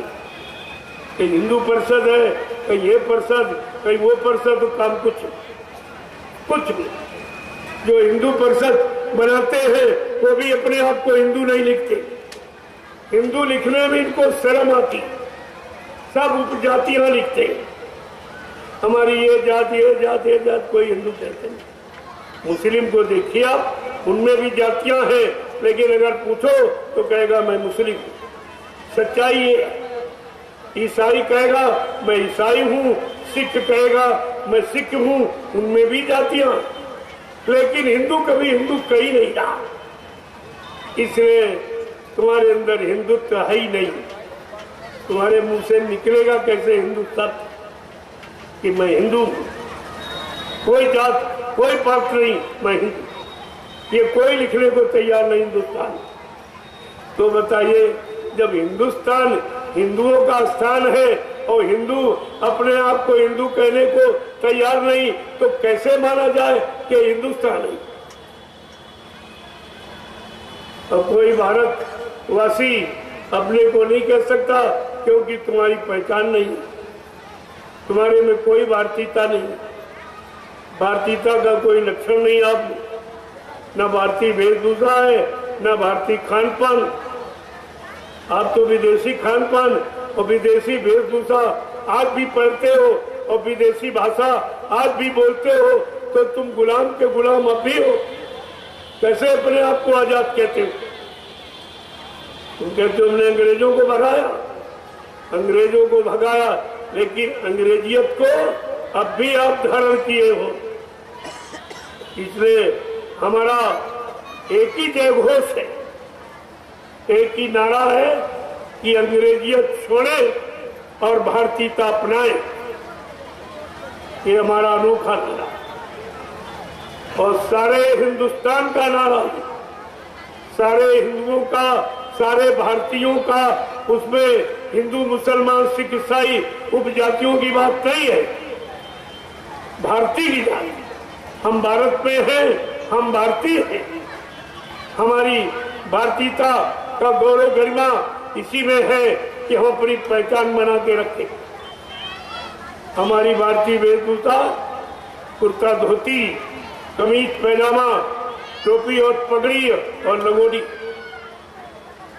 अगर इसमें आप हो तो सत्य देखो तुम्हारी महिमा क्या होती, तुम्हारा मन कैसे ठीक होता। जो पूजा पाठ तीर्थ करने में मन तुम्हारा ठीक नहीं हुआ, अगर भारतीय इस पोशाक को धारण कर लो तो तुम्हारा मन सादगी में आ जाएगा। जो तुमको देखेगा उसमें भी सादगी आ जाएगी। लेकिन तुम जब गुलाम के गुलाम हो, तो गुलामी का तो असर आप में गया नहीं, बड़ा पड़ा, क्योंकि जिन्होंने कुर्बानी की थी वो तो तुम हो नहीं, तुमने कुर्बानी देखी भी नहीं और तुमने कुर्बानी की भी नहीं, इसलिए कुर्बानी की महिमा और गौरव गरिमा तुम्हारे अंदर है ही नहीं। तुम्हारे अंदर तो गुलामी की है, गुलामी को स्वीकार करते चले जा रहे। ये पैंट पतलून ये अंग्रेजों की पोशाक, ये हिंदुस्तानी की नहीं, भारतीयों की नहीं है, आपको कदाप नहीं सेवन करना। और ये है मोटा कपड़ा ठंड प्रदेश का, तुम्हारा तो गर्म प्रदेश है, तुम्हारे यहाँ इसकी आवश्यकता नहीं है। ये भोगी विलासी जीवों की पोशाक है ये, क्योंकि भारत छोड़कर विश्व में जितने देश सब भोग भूमि के नाम से जाने जा रहे हैं और भारत योग भूमि के नाम से जाना जा रहा है। आपका भारत देश योग भूमि, आपको उसके अनुसार रहना, तब तो सुख शांति आपको, अन्यथा नहीं। और ये मोटा जींस का कपड़ा पहन से तरह तरह की बीमारियां, चर्म रोग तमाम तरह के पैदा हो, क्योंकि ना इनमें हवा लगती ना प्रकाश लगता। जिस पौधे में हवा प्रकाश लगे वो पीला हो जाता, उसका हरा भरापन खत्म हो जाता। तो आपको तो विचार करना चाहिए। और तुम्हारा गर्म प्रदेश है, कुदरत की गोद में है, 4 महीने गर्मी, 4 महीने 4 महीने जाओ कुदरत की गोद में, और तुम कुदरत की गोद के बाहर चले रो रहे, चिल्ला रहे। जैसे बच्चा माँ की गोद के बाहर हो जाता तो रोने लगता। कितना कोई माँ बनने की कोशिश करे, सामान देने की, दूध पिलाने की, लेकिन उसका रोना बंद नहीं। तो रोना बंद जब करेगा जब अपनी माँ की गोद में पहुंच जाएगा, भले कुछ न दे माँ फिर भी रो जाएगा। ये है प्रभाव, और तुम्हारे पर वही प्रभाव पड़ गया। अब तुम भोगी हो गए, और भोगी रोगी होता और रोगी अल्पायु होता, थोड़े समय में चला जाता। जब तो ये किसी ने नहीं कहा, मैं यही देख रहा हूं भाई, कोई तो कहेगा, कोई नेता कहेगा, कोई प्रधानमंत्री कहेगा, कोई मुख्यमंत्री कहेगा, कोई राष्ट्रपति कहेगा, कोई धर्म के बड़े बड़े ठेकेदार हैं, धर्म का ठेका लिए 1 करोड़ महात्मा वेश, दाढ़ी बाल, लाल पीला कपड़ा पहनने वाला। लेकिन ये आवाज किसी के मुंह से नहीं निकली कि हम सच्चे भारतीय हैं, तो हमें भारतीय कैसे माना जाए, हमारी पहचान क्या है, ये किसी ने आज तक नहीं कहा। ये मैंने अभी 15 सितंबर 2023 को मैंने बलिया, आजमगढ़ और मऊ के बॉर्डर पर ये घोषणा की है सारे हिंदुस्तान में, सारे भारत में, कि अगर हम आप भारतीय हैं, अपनी भारतीयता की गौरव गरिमा कायम करो और अपना एक मतलब यानी पहचान रखो कि हमको भारतीय लोग कहे। मैंने ऐलान किया है और धीरे धीरे ऐलान बढ़ता जाए। और ये क्यों नहीं लोग प्रचार करते, इनको शर्म आती है कि हमको कहना चाहिए। एक बाबा ने कह दिया, अरे वो बाबा है, वो जानता है, वो तुमको भी जानता और सबको जानता, और सारी व्यवस्था को जानता कि आगे की व्यवस्था कैसी होगी, कैसे बनेगी, जन जन को सुख शांति कैसे मिलेगी, वो ये जानकारी रखने वाला है। उसके पास ऐसा गुरु है जो सारी जानकारी देता है। लेकिन तुम्हें तो कुछ नहीं मालूम, कुछ नहीं। मैं तो खुलेआम जानकारी दे रहा हूं कि आप सच्चे भारतीय हो, और भारत देश की गौरव गरिमा के लिए हम सब भारतीयों को अपनी भारतीय वेशभूषा धारण करनी चाहिए। भारतीय खान पान शुद्ध, जो बीमारियों से रहित, निरोग बनाने वाला और उम्र को बढ़ाने वाला, वो क्या है, सीजनल अनाज, सीजनल दालें, सीजनल सब्जियां, फल फूल मेवे, दूध मक्खन मलाई घी, इसको कहते हैं सात्विक आहार। ये केवल भारत में ही है शुद्ध। लेकिन आपने विदेश की नकल की, अपना हिंदुस्तानी और भारतीय सब कुछ यानी सामान और बीज और सब्जियां फल सब आपने खत्म कर दिया। अब तुम रो रहे हो, चिल्ला रहे हो। अरे भाई, नकल तो नकल ही होती है, नकल कभी असल नहीं हो सकती, और नकल कभी न कभी तो खुल जाती है, हमेशा फलीभूत नहीं होती। ये तो आपको ध्यान रखना चाहिए। तुमने अंडा, मुर्गा, बकरा, शराब, अफीम, चरस, गांजा जो ये शुरू किया है, ये ठंड प्रदेश का, आपका नहीं। आपकी बुद्धि को पागल कर देगा। माँ, बहन, बेटी, बहू की परख पहचान खत्म हो जाएगी, तुम्हारा चरित्र गिर जाएगा, स्वास्थ्य खराब हो जाएगा। इसलिए इसको छोड़ दो। और तुम भारतीय हो, तुम्हारी भाषा हिंदी, हमारी हिंदी राष्ट्रभाषा कहते हैं ये, लेकिन नहीं, लागू नहीं। विदेशियों ने भारत यानी हिंदी को लागू कर दिया अपने यहाँ, तो तुम अंग्रेजी को लागू कर, सारा काम अंग्रेजियत तब भी नहीं गई है। अंग्रेज चले गए, अंग्रेजियत तब भी आप रखे। गांधी महात्मा ने चलते वक्त कहा था कि देखो, मैं आपके देश को, गांधी महात्मा से कहा था अंग्रेजों ने कि देखो, मैं तुम्हारे देश से कुछ नहीं लिए जा रहा, लेकिन ऐसी छाप छोड़ दूंगा जो भारत 300 वर्ष तक अपना सुधार नहीं कर सकता। आज वही अंग्रेजियत तुम्हारी। अब तुम्हारा सुधरना बड़ा मुश्किल है, क्योंकि तुम उसी में व्याप्त हो, तुम्हारे खून में अंग्रेजियत मिक्स हो, फिर तुम गुलाम हो गए। अब तुम विषयों के गुलाम हो, गंदे खान पान के गुलाम हो, गंदे पहनावे के गुलाम हो। एक तरह से नहीं, गुलामी कितने तरीके की आप स्वीकार किए बैठे। अब कहते हो हम आजाद है, आजाद। कहाँ से आजाद हो, जरा बताइए तो, कहाँ से आजाद? इसलिए मैंने ऐलान किया है, पूरे भारतीयों से प्रार्थना कर रहा हूँ, भारत में रहने वाले सब भारतीय हो, कोई दूसरा नहीं, सब हम सब एक ही हैं, एक परमपिता, एक खुदा अल्लाह ताला की संतान है। जब एक ही खुदा है, एक ही परमात्मा है, तो परमात्मा खुदा के नाते हम भाई भाई तो हुए। आपने अलग में अलग का ये फिरका क्यों बना लिया बीच में? यही तुम्हारी लड़ाई का कारण, वैमनस्यता का कारण यही है, अलगाव का, एक दूसरे से घृणा और ईर्ष्या करने का यही कारण है। ये सब आपको सोचना, इसलिए आप इसको अपनाइए। धीरे धीरे हमारा मिशन इस भारत की गौरव गरिमा को उजागर कर रहा और सच्चे भारतीय बनने का स्वयं प्रमाण प्रस्तुत कर रहा। मैं भाषण नहीं देता हूं, मैं स्वयं भारतीय पोशाक हूं, और आपको वही शिक्षा और वही तरीका आपके अंदर लाया जाए। जय गुरुदेव, जय गुरुदेव, जय गुरुदेव, जय गुरुदेव, जय गुरुदेव। नाम किसका?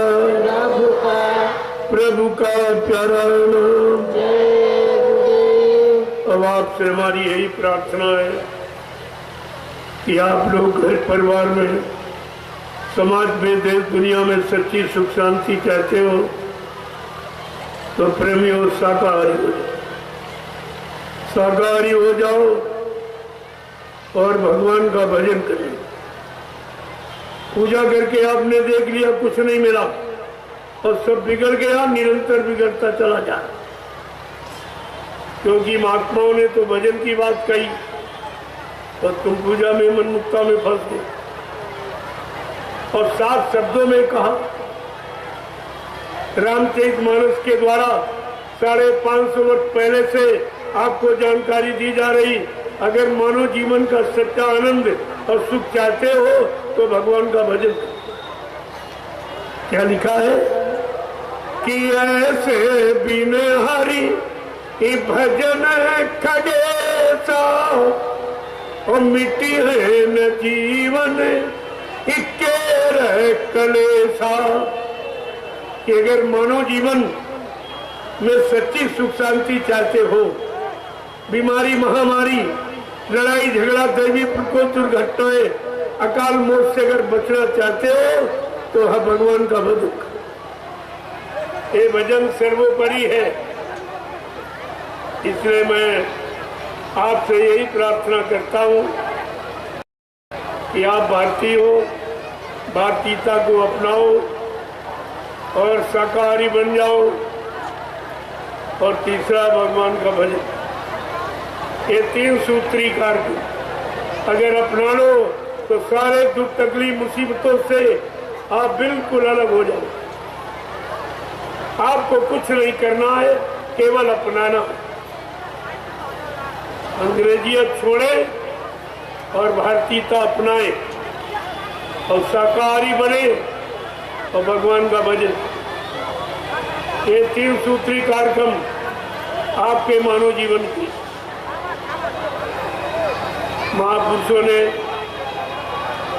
ऐलान करके कहा कि भजन कर ले अरे मानो ये तन बेकार जाता है, ये तन बेकार होता है। अरे मानो ये तन बेकार जाता है, ये तन बेकार खोता है। भजन कर ले अरे मानो ये तन बेकार जाता है, ये तन बेकार खोता है। भजन कर ले अरे मानो ये तन बेकार जाता है, ये तन बेकार खोता है। बड़े सौभाग्य से तुमको मिली ये दे मानुष की।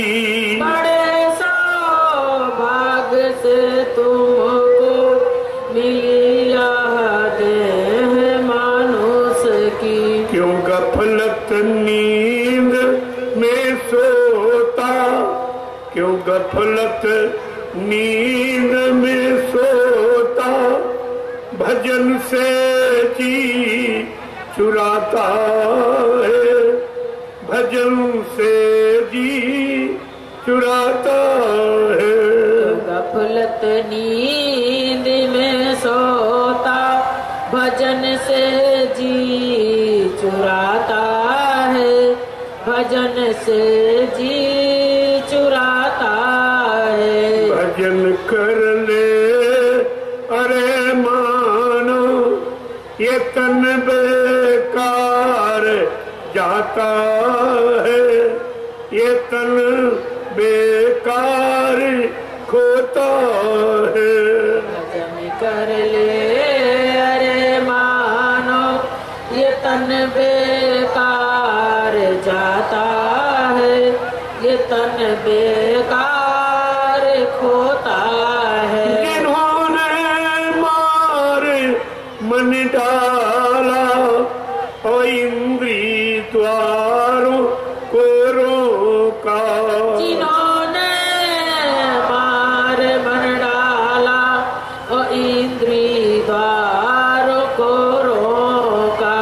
करे तब नाम का सुमिरन वही सतलोक जाता है, वही सतलोक पाता है। करे तब नाम का सुमिरन वही सतलोक जाता है, वही सतलोक पाता है। पिता माता असुत दारा में जीवन सब गया तेरा। पिता माता असुत दारा में जीवन सब गया तेरा। यही जड़ता कि ममता में ये पूंजी क्यों लुटाता है, ये पूंजी क्यों गंवाता है।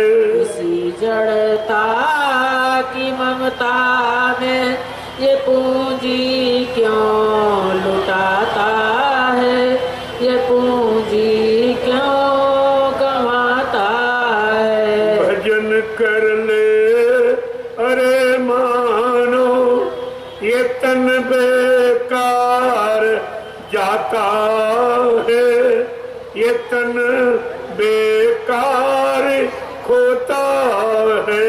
भजन कर ले अरे मानो ये तन बेकार जाता है, ये तन बेकार खोता है।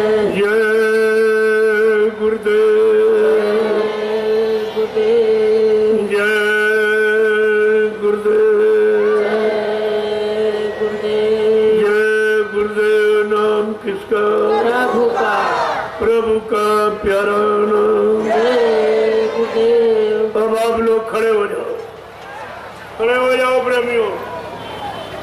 काफी समय हो गया बैठे। लोगों समझने के लिए तो एक शब्द पर्याप्त है, और न समझने के लिए कितना कुछ कहा जाए बेकार है। अगर आप समझते होते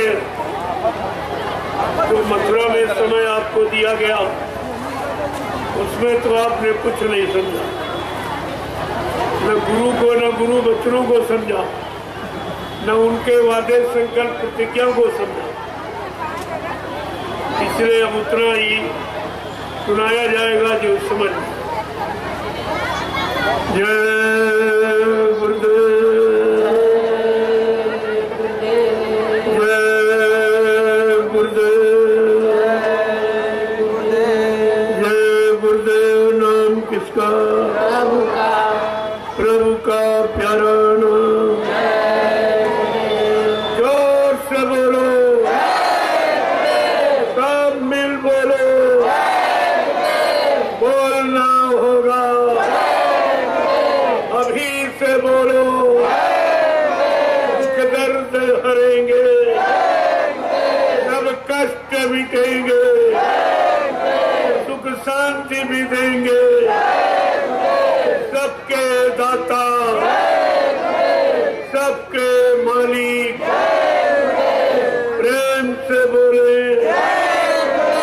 ये नाम नहीं इंसान का,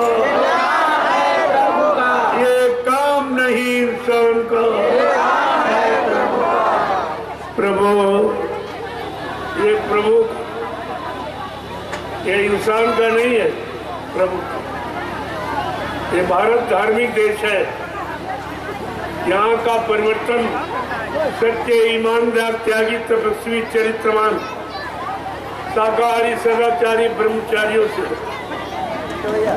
ये अध्यक्ष मंत्रियों से, वक्ताओं से, नेताओं से ये धार्मिक धरा पर न कभी परिवर्तन हुआ और न कभी होगा। इस बात को गांठ में बांध दीजिए। ये किसी के बस की बात हम नहीं रही। भगवान एक कितना बड़ा जनमत फैला कि कोई मीडिया पत्रकार गिन नहीं सकता। अगर किसी मंत्री का कुत्ता मर जाए तो मीडिया पत्रकार फट से छाप देता कागज, लेकिन ये किसी को दिखाई नहीं दे रही है।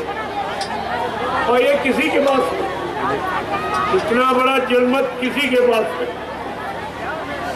लेकिन कोई आया, मैंने परमिशन लिया है, मेरे पास तुम्हारा रिकॉर्ड है, तुमने परमिशन दिया है, हमको कौन सी व्यवस्था दी है, तुमने हमारी क्या व्यवस्था की है, ये हम कहने के अधिकारी हैं। ये समझते बाबा कुछ जानते नहीं। इसलिए प्रेमियों, ये देखो इतना बड़ा जनमत, ये एक गांव के अंदर इतना बड़ा जनमत हिंदुस्तान में कोई इकट्ठा कर सकता, चाहे कोई राजनीति यानी पार्टी का नेता और चाहे कोई धार्मिक। ये काम किसी के बस का नहीं। आप देखिए, सोचना पड़ेगा आज नहीं तो कल। जय गुरुदेव। अब आप लोग लाइन से खड़े हो जाओ। देखो प्रेमियों, कल सत्संग का आखिरी दिन, कल सुबह 7:30 बजे यही सत्संग स्थल पर एक लाइन महिलाओं की, एक पुरुषों की, हाथ में झंडा लेकर आप आस पास के गांव में निमंत्रण देने आप जाएंगे। सुन लो, पहले ये काम हिंदुस्तान में कोई नहीं करता। कोई राष्ट्रपति प्रधानमंत्री ने कभी रोटी का निमंत्रण अपनी जनता को दिया? पहले देखो ये क्या हो रहा। हमारे दो बिंदु है, रोटी और बेटी, और जिस पर आज किसी की दृष्टि नहीं जा रही, न किसी नेता और न किसी महात्मा। इनके बारे में कोई नहीं सोच पा रहा। और हमारे जीवन का मुख्य लक्ष्य है रोटी, हमारे जीवन को चलाने वाली, और बेटी हमारे जीवन की लाज और शर्म। ये दो ही काम तो आपको होने चाहिए, और दोनों नहीं हो रहे। मैं दूरदर्शी की भूमिका आपके सामने प्रस्तुत कर रहा हूँ कि दूरदर्शी आने पर सबको रोटी, कोई जात पात कोई धर्म नहीं देखा जाए। हर भूखे को रोटी मिलेगी और हर बेटी की इज्जत आबरू की रक्षा हो।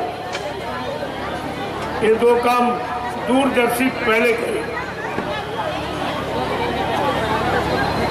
दूरदर्शी आएगी, माँ बहनों की लाज बचाएगी। पहले समझ लीजिए आप। तो मैंने ये भूमिका शुरू कर दी। तो कल आप सुबह 7:30 बजे इन गांव में निमंत्रण देने, और पुरुषों से कहेंगे, महिलाएं को बताएंगी कि आज आप अपने घर में चूल्हा नहीं जलाएंगे, तुम्हारे सबके लिए महाप्रसाद भंडारों में तैयार कराया गया, जिसको खाने से तमाम तरह की बीमारी, परेशानी, दुख तकलीफ तुम्हारे चले जाए। ये लाभ है इसका। अब उसके बदले आपको कुछ नहीं देना। ये दरबार लेने वाला नहीं, देने वाला। और ये काम हिंदुस्तान में कोई नहीं, और कोई कर ही नहीं सकता।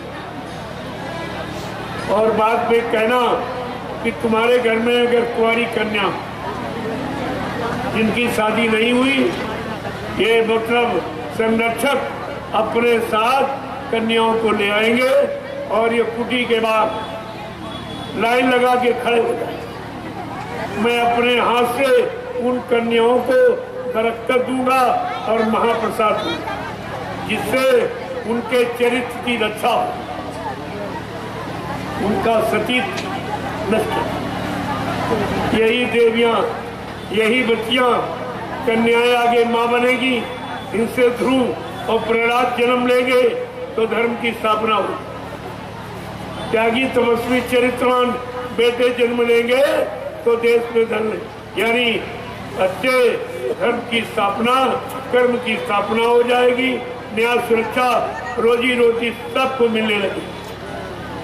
पहले मेरी बात को समझे आप, इतनी जल्दी आप नहीं समझ पाओ। तो कल आपको ये और ये दिखा देना है कि हिंदुस्तान के अंदर एक नई व्यवस्था का सूत्रपात हो गया और वो व्यवस्था लागू कर दी गई। जो कोई मिशन नहीं कर रहा, कोई धार्मिक संस्था, कोई राजनीतिक पार्टी, ये काम कोई नहीं कर। पहले आप देखो, कल आपको एक हफ्ते देखो कैसा एक अनोखा, ये अनोखा है काम, ये अनोखी लीला है आपके सामने। कल आपको जय गुरुदेव। और अब आप लोग लाइन से खड़े हो जाओ, मैं आप सबका दर्शन क्योंकि कल आप त्योहार मनाते थे। ठीक है, और आज ये त्योहार आपको जो देने वाला वो त्योहार तो लेने वाला था। वो दिवाली तुम्हारा दिवाला निकालने वाली थी और तुम्हारा दिवाला निकल गया, सबकी जेबें खाली हो गई, मिला कुछ नहीं। ऐसा त्योहार जिसने कुछ दिया ही नहीं थी।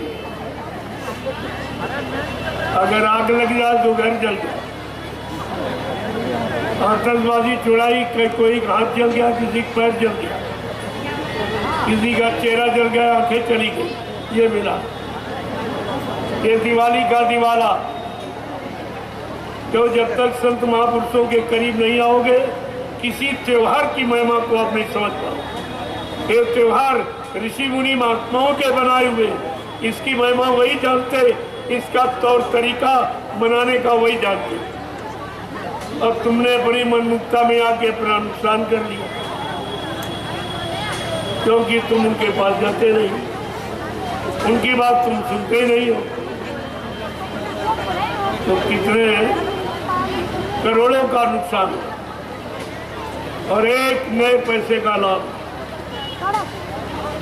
हमने जुआ खेला तो सब खर्च चौपट हो, शराब पी ली, इनको मारा, उनको झगड़ा हो गया, कोर्ट कचहरी हो।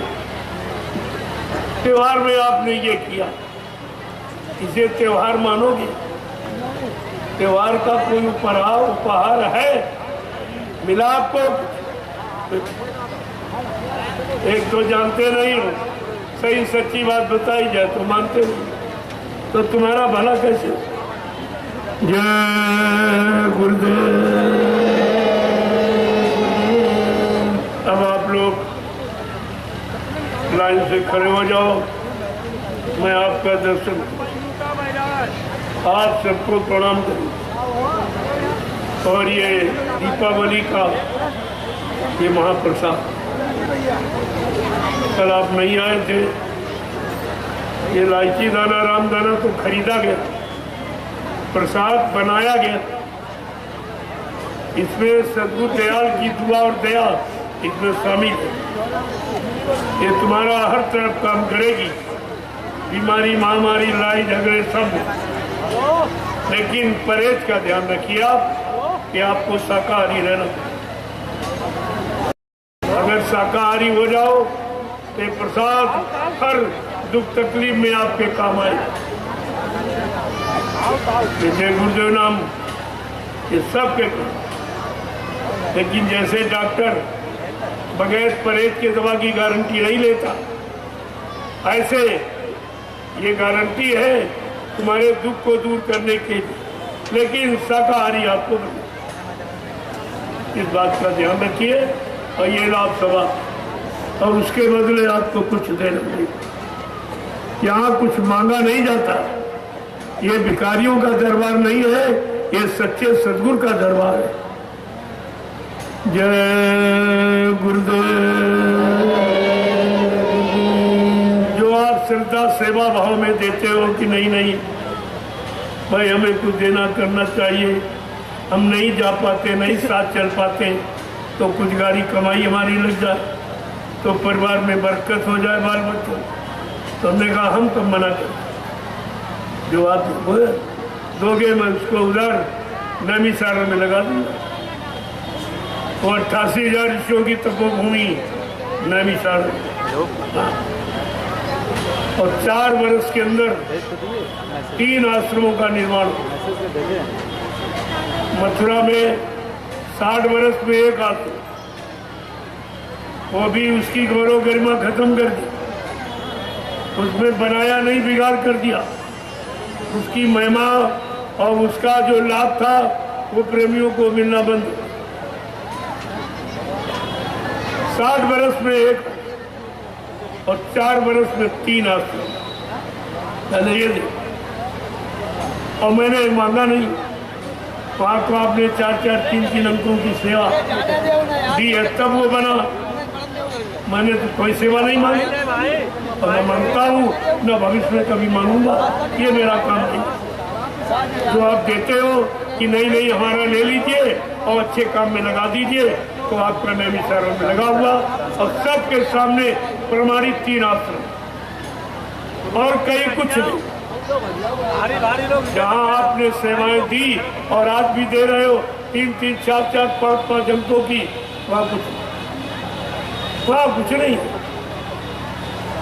क्योंकि तुमने सेवा का अर्थ न तुमने जाना, न देने वाले ने, न लेने वाले ने।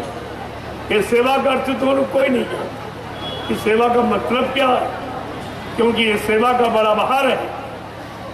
सत्संगी के कमाई के 9 उंगुल तक और भजन करे तो उबरे और नहीं तो फारे हाथ। इतना खराब धन है ये। अगर इसको अच्छी सच्ची जगह में लगाया गया, प्रेमियों की सुख सुविधा के लिए, प्रेमियों को लाभ मिले, परमार्थी लाभ यानी दिलाने के लिए ये सेवा लगा ली, लेकिन कहीं कुछ नहीं हुआ। तो प्रमाण है सामने, हमें कुछ कहने नहीं है, हमने तो प्रमाण तैयार किया। धीरे धीरे धीरे प्रेमी देख रहा अपने आप सब आगे चला। ये नैमिषारण्य की तपोभूमि सबको बुला लेगी। वो बुला रही सबको और कह रही, साधक सुखदाता है साधको, तुमको सच्ची सुख शांति ये तपोभूमि में मिलेगी। जब किसी संत के साधक जब इस तपोभूमि पर आके नाम की साधना करेंगे, उनको उसका लाभ मिलेगा। ये तो आपकी रामचरितमानस में लिख के रखिए। ये कहाँ सिद्ध होगा, कौन सिद्ध करेगा, कहाँ से लाभ परमार्थी लाभ मिलेगा, ये सब लिखा पड़ेगा। आपको समझना चाहिए। जय गुरुदेव। सतयुग को लाएंगे, विश्व में शांति को लाएंगे, कलयुग को कौन भगाएंगे, जन जन में प्रेम कौन लाएंगे। रमियो इस बात का ध्यान रखिए, ये काम किसी के बस का हिंदुस्तान में नहीं, कोई नहीं कर सकता। आपको इस पर विचार करना चाहिए। यहाँ से जो भी कहा जाएगा वो सद्गुरु दाता के वचन और कुछ नहीं। अपनी तरफ से और कुछ नहीं कहा जाता, अपने मान सम्मान के लिए कुछ नहीं कहा जाता। यहाँ तो ये सद्गुरु दरबार है, यहाँ सद्गुरु के वचनों को लोगों के कान तक पहुंचाया जाए। जो भूल गए वो याद कर ले, जो नए वो जानकारी ले ले, बस इसके अलावा क्या कुछ नहीं। अब आप लाइन से खड़े।